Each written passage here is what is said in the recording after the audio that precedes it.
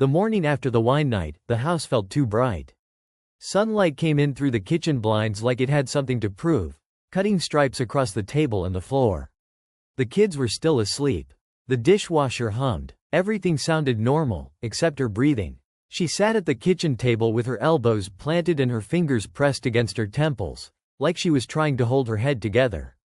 Her hair was pulled up in a messy knot, and she hadn't bothered with makeup. There was a glass of water in front of her that she hadn't touched. I was making coffee. Not because I wanted it, because the routine gave me something to do with my hands. She didn't look at me when she spoke. Did I really say that last night? Her voice wasn't foggy. It wasn't confused. It was careful, measured, like she already knew what the answer was, and she was checking whether I was going to confirm it. I turned off the kettle and let the quiet stretch long enough to hear the refrigerator cycle on. I watched her fingertips tighten against her temples. There was something else under her question. Fear. Not fear of what she'd said to me. Fear of what she'd let slip. I didn't answer right away. I didn't want to rush into anything.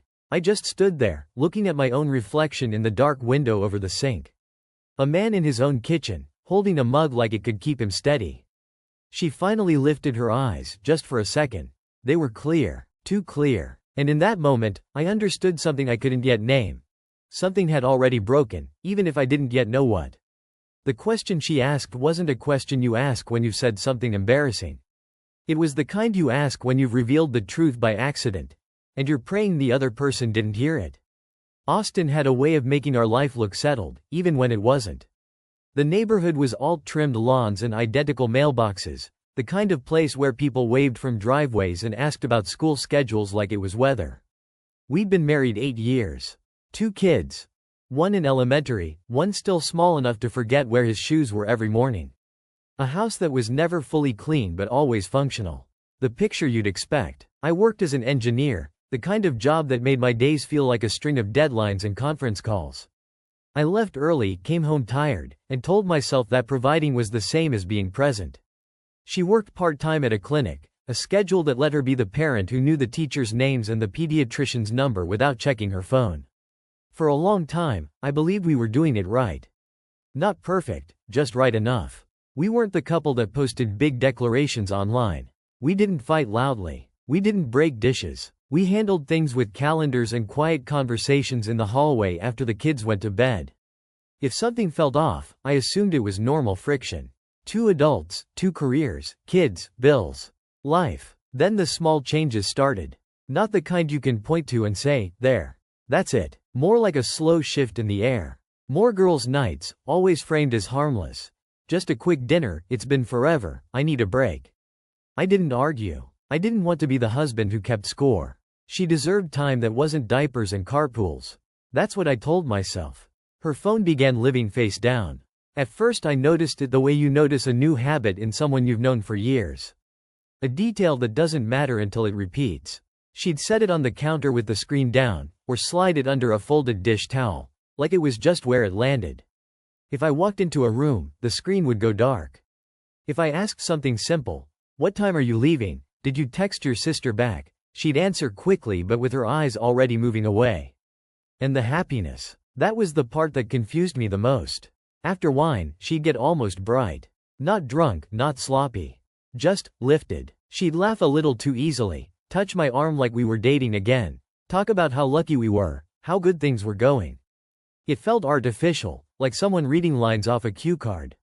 I accepted it anyway. It was easier to accept it than to wonder why it only showed up after she'd had enough to drink. I explained everything away. Work stress, a phase, hormones, the kids wearing us down. I told myself I was being mature, not paranoid. I told myself coincidence wasn't evidence. And the truth is, I didn't want to see more than coincidence. Because seeing more would mean I'd have to do something with it. I'd have to change the shape of our life. I'd have to admit that the ordinary picture, our Austin house, our routines, our marriage, might have been holding together on habit alone. So I stayed in the middle. I kept my voice calm. I kept believing in the version of us that made sense. Until that morning at the kitchen table, when she asked her question like she was testing the ground for cracks she already knew were there. When she said she couldn't remember what she'd said, something in me leaned forward instead of pulling back. It wasn't suspicion exactly. It was recognition. The kind that arrives late but decisive, like finally seeing the shape of something you've been stepping around in the dark. Her question wasn't reaching for memory. It was checking damage. And once I understood that, I didn't feel the need to protect her from the answer. I set my coffee down and sat across from her. The table between us was scratched from years of use, homework dents and fork marks and one old burn from a candle we never replaced. I looked at those marks instead of her face. It helped me keep my voice steady. You remember telling me about the guy from your office, right? I didn't accuse. I didn't frame it as discovery. I said it the way you'd remind someone of a conversation they already knew they'd had. Her hands stopped moving. The room seemed to narrow around that stillness, like everything was waiting to see which direction she'd go. She didn't answer. She didn't shake her head or argue or laugh it off. Silence settled in, thick and incooperative. In that silence, details rearranged themselves. The late returns. The clinic events that never showed up on calendars. The way she'd started saying, "we," when talking about work lunches, then correcting herself too quickly. All of it aligned without effort, like magnets finally finding their pull. I realized then that the question had already been asked before that morning. By her. Maybe the night before, after the wine, when caution slipped. Or maybe weeks earlier, in quieter ways I hadn't registered yet. I was only continuing a process already in motion. She finally spoke, but it wasn't an answer. It was a deflection, a half-sentence about stress, about things being taken the wrong way. Her eyes moved constantly, never landing on mine for more than a second. I listened, not to the words, but to the structure. The gaps. The urgency to fill space without resolving anything. Inside me, something adjusted. I wasn't trying to confirm a fear anymore. I wasn't bracing for impact. I was watching, calmly, the way I would at work when data stopped matching projections. You don't argue with numbers. You observe them until the pattern explains itself. That morning marked the shift. Not because she confessed, and not because I confronted her, but because I stopped needing reassurance. The story I'd been telling myself loosened its grip, and in its place came something quieter and more durable. Awareness. Once it arrived, it didn't demand action. It only asked me to pay attention. And I did. I didn't raise my voice. I didn't ask for details. I didn't even shift in my chair. I let her talk, because talking was what she needed to do. Words came out in careful pieces, shaped to soften impact. She spoke about pressure, about feeling unseen, about how nothing had meant what it sounded like. Each sentence tried to land somewhere safe, somewhere that still allowed repair. I listened without interruption, not because I was patient, but because I was done reaching. There's a difference. When you still want an outcome, you lean forward. You negotiate with tone and timing. I stayed still. My hands rested flat on the table. I felt the grain of the wood under my palms and focused on that sensation like it mattered more than the explanation unfolding in front of me. As she spoke, something closed quietly inside me. Not slammed, not shattered, closed the way a door does when you realize the room beyond it no longer belongs to you. There was no anger attached to it, no surge of adrenaline, just a gentle, irreversible click. I recognized the moment for what it was. The point where you stop imagining versions of the future that include compromise. The point where repair becomes irrelevant because the structure itself is no longer sound. I wasn't thinking about forgiveness or separation or consequences. I wasn't planning anything yet. I was simply no longer invested in being convinced. Her voice kept going. She circled events without naming them. She used timelines that bent just enough to remain plausible. I noticed how often she said, "I didn't think," instead of, "I knew." How often responsibility dissolved into circumstance. It was almost instructional, watching how someone protects themselves when they believe the threat is still negotiable. But it wasn't. I realized I wasn't reacting because I didn't need to. The outcome had already shifted internally. The part of me that would have argued for us, that would have searched for a way to reframe this into something survivable, had gone quiet. In its place was a steady, observational calm. The kind that doesn't announce itself. I nodded once, not in agreement, but in acknowledgement that I was hearing her. She seemed to take it as encouragement and continued. I let her. There was no benefit in stopping the flow. Truth surfaces more cleanly when it's allowed to move at its own pace. When she finally paused, waiting for a response, I felt no urgency to fill the space. Silence had stopped feeling dangerous. It felt accurate. That was the internal break. Not a dramatic decision, not a vow or a line drawn. Just acceptance settling into place, quiet and complete. After that morning, I stopped trying to understand her choices and started watching their shape. Not out of strategy, and not with suspicion. It felt closer to taking inventory after a storm. You don't assign blame to broken boards. You note what's damaged, what's missing, and what still holds weight. The confession didn't arrive as a single moment. It unfolded the way truth usually does when it's no longer being chased.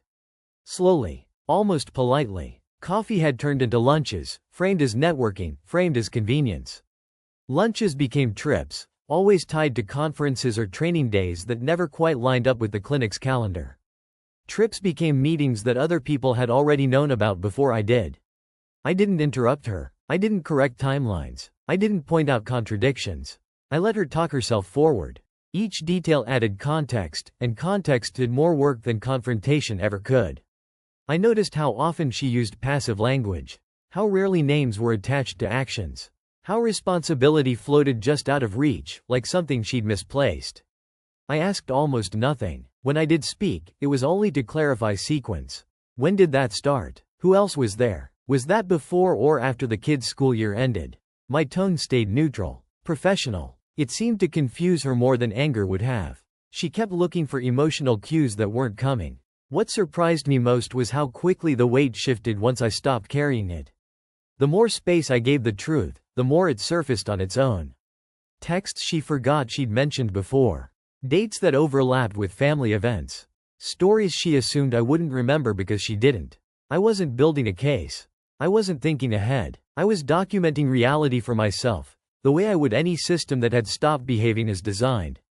Inputs, outputs, deviations, patterns. When something didn't align, I didn't react. I noted it and moved on. There was relief in that distance. Not detachment, exactly, but clarity. I slept better. I ate normally. I showed up for the kids without distraction. The noise that had filled my head for months quieted once I stopped negotiating with it. She seemed unsettled by the lack of resistance. She'd pause after saying something heavy, waiting for impact. When none came, she'd add more, as if volume might provoke a response. I stayed still. Stillness has a way of encouraging honesty when performance no longer works. By the time she finished telling me what she thought was the whole story, I already understood more than she realized. Not because I was smarter. Because I wasn't trying to preserve anything anymore. Observation did what emotion couldn't. It let the truth surface cleanly, without distortion. When I left for my brother's place in Fort Worth, it stopped being a private reckoning. I packed one bag, early in the morning, before the kids were awake. I told them I had work out of town. It wasn't a lie, exactly. I needed distance to work clearly. The drive north gave me that. Mile by mile, the situation separated itself from emotion and took on structure. Once I was gone, other people entered the frame. Lawyers first, quiet and procedural. They spoke in timelines and contingencies, not feelings. Family followed, each carrying opinions shaped by loyalty rather than facts. I listened, thanked them, and kept my responses short. Advice is abundant when a marriage collapses. Clarity is not. She didn't reach me directly at first. Instead, messages arrived through channels that created distance and pressure at the same time. Comments passed through relatives, carefully phrased concerns from mutual friends, questions from the kids that sounded rehearsed. It became obvious she was trying to shape the story before it settled. Not aggressively, strategically. I didn't respond in kind. I didn't correct narratives in real time. I documented them. Dates, exact wording, who said what and how it reached me. Not because I wanted leverage, but because accuracy mattered. Once the situation moved beyond us, precision became protection. At work, I informed my manager that I'd be unavailable for a while. No details, just boundaries. He respected that. Stability in one area made it easier to manage uncertainty everywhere else. Each day followed a simple structure. Work, calls with counsel, time with my brother's family, sleep. No spirals. No late-night replaying of conversations. Back home, she began to act through intermediaries more openly. Concerns about my absence. Questions about finances. Statements framed as worry for the children. Each one was designed to elicit reaction. I provided none. Everything went through the appropriate channels. Everything stayed documented. I noticed how quickly the tone shifted when emotion failed to produce movement. Pressure replaced persuasion. Implication replaced request. I stayed consistent. Calm responses. Clear boundaries. Silence when silence was sufficient. Leaving Austin didn't resolve anything.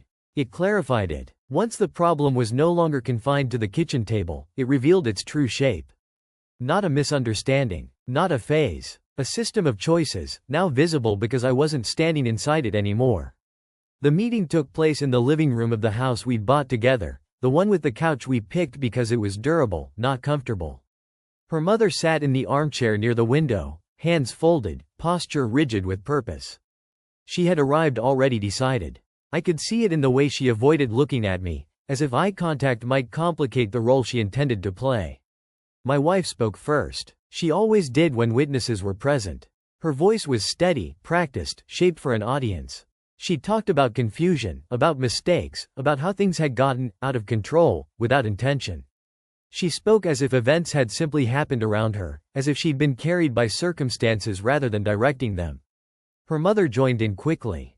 Pressure disguised as concern. Questions that were really statements. Accusations framed as disappointment. She talked about family, about forgiveness, about what the children deserved. Every sentence was aimed at restoring a version of normal that required my compliance. I listened without interrupting. I didn't shift in my seat. I didn't correct details or challenge assumptions. I let them build momentum, let the narrative complete itself. When people expect resistance, they expose more than they intend. When it was my turn, I answered briefly. No explanations. No defenses. I didn't argue timelines or dispute intent. I didn't revisit conversations. I stated facts when necessary and stayed silent when they weren't. The effect was immediate. Without something to push against, their urgency lost direction. My wife asked what I wanted. The question came out sharper than she intended. I told her I wanted clarity and boundaries. Nothing more. Her mother reacted to that, not with anger but with disbelief. As if I'd broken an unspoken agreement to perform my part. I realized then that I was no longer being addressed as a husband. I was being treated as an obstacle. And I felt no need to resolve that perception. The conversation ended without resolution. No tears. No reconciliation. Just a quiet understanding that the roles had shifted and wouldn't return to their original positions. I left knowing something important had changed.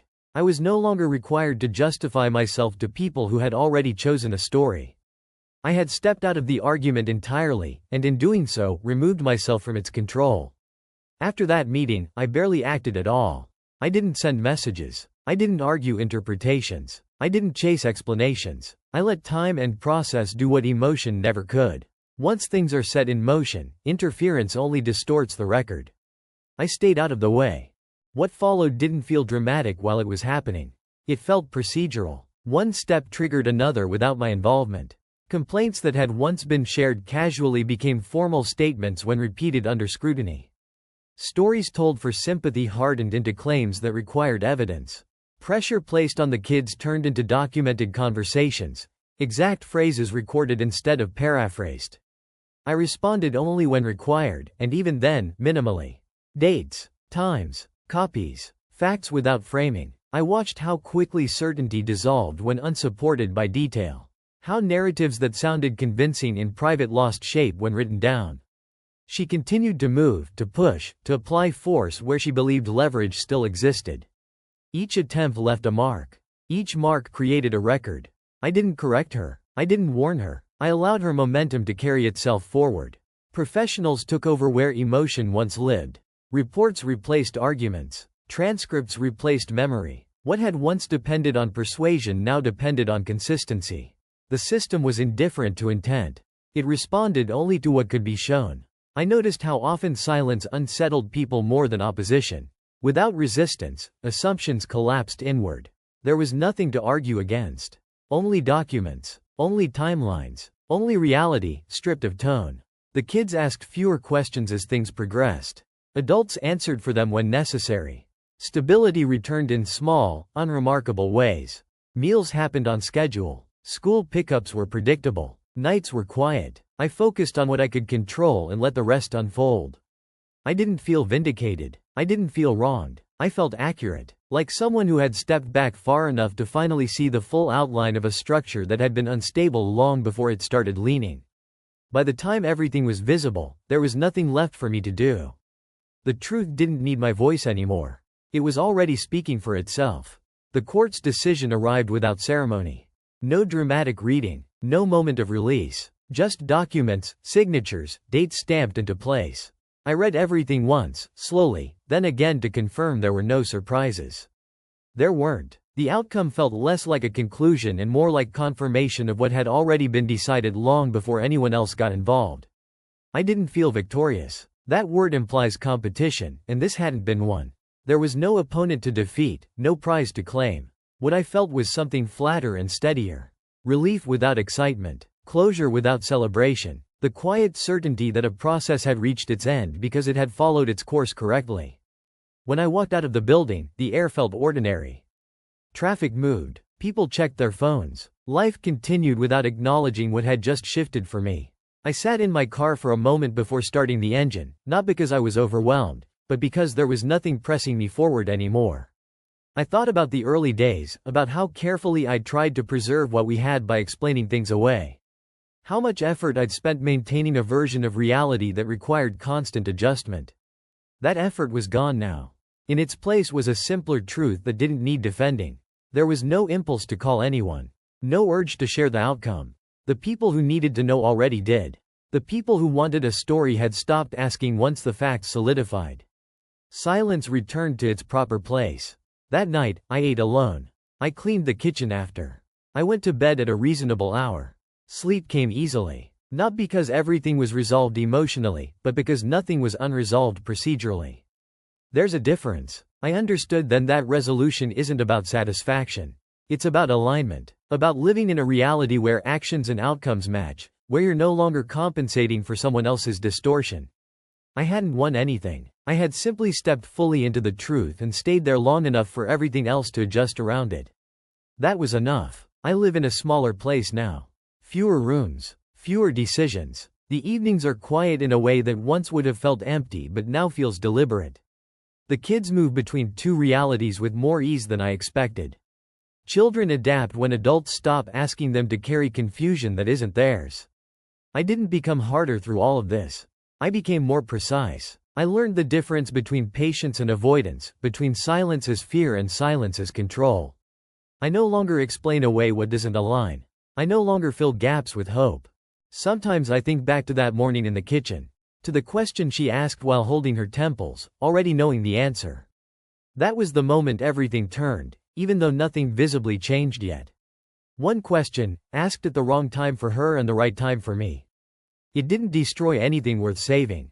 It only allowed the truth to surface without resistance. Once it did, I stopped living inside a story that required constant maintenance. Peace, I've learned, isn't loud.